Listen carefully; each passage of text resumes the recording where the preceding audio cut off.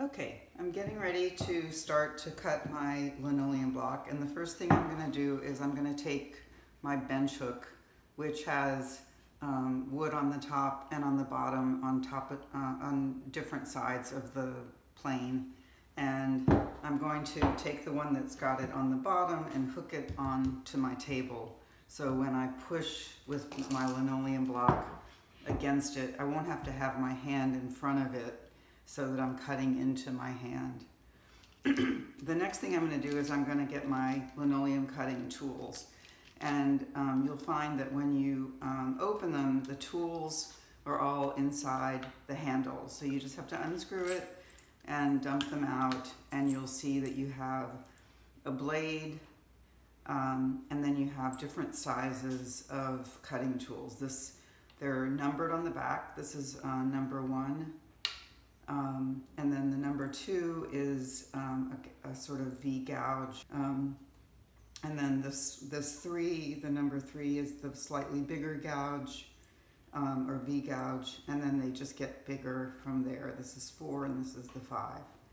And the way that they go into your tool handle is, it's always good to put the handle back on, because you're going to want to use that to push into your hand. But there's a little sort of half moon shape. You kind of unscrew this top without unscrewing it completely, and find the little slot where the tool will slide down into it, and then tighten it down and it won't come out. Okay? So as I get started cutting, I just want to review how to use the tool. It has a round end like this for a reason, because the best way to use it is to put it into the palm of your hand and then just move your hand around the edge of the tool so that your index finger is using, sort of guiding it. And then you're going to be pushing with your whole arm rather than your wrist. If you hold it like a pencil, like this, you're going to go too deep. It's just going to go straight down. If you hold it with the palm of your hand, it's going to glide along the top of the linoleum block and just cut away enough so that you're just below the surface. You don't have to cut deeply. All you're doing is cutting a little bit away.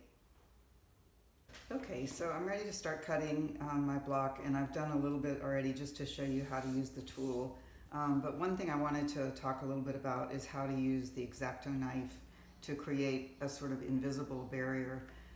Just like in drawing, we don't want to have lines. And if you take your tool and you cut a line around the outside edge of something, if you're going to have a dark area here and a dark area here, you'll end up with this white line, just like a black line in a drawing, that creates a flatness. So what we're going to do is we're going to use the X-Acto knife to create an invisible line that will allow the tool to break off at the edge of the barrier. Now in my case, it doesn't really matter that I have a line here, because this is all going to be white and this is going to be dark. But if you did have two areas of dark coming together, you want to use marks or collisions of lines, just like in our cross contour drawing, to create edges rather than having outlines. So in this area, I've used the X-Acto knife to cut along this edge of the top of my finger, and I'm just going to take very short strokes close to the line, so I don't slip and go all the way from this direction over. I can clean up a little bit in here if I want to, but basically what I'm doing is just doing really super short strokes, and you can see that it breaks off right at the X-Acto knife line and gives me a nice clean edge without having to make a white outline.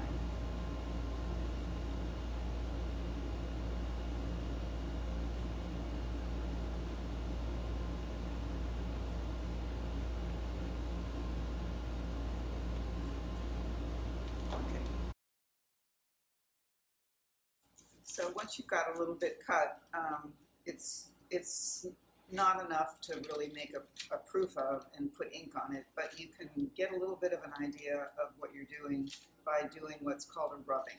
So what I'm going to do is I'm just going to take a piece of tracing paper and a pencil, not a mechanical pencil, but one that has a side that you can use the edge of. So I'm just going to go over it with the pencils, the lead of the pencil that sticks out, kind of, doing a side motion.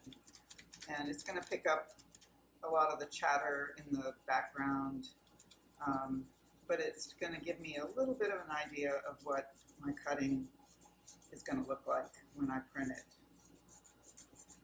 You just have to hold it, the tracing paper, very still, and kind of go over it. Move your fingers around as you work your way around it.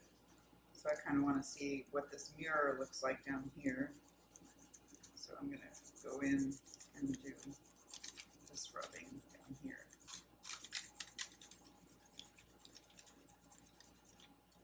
Okay.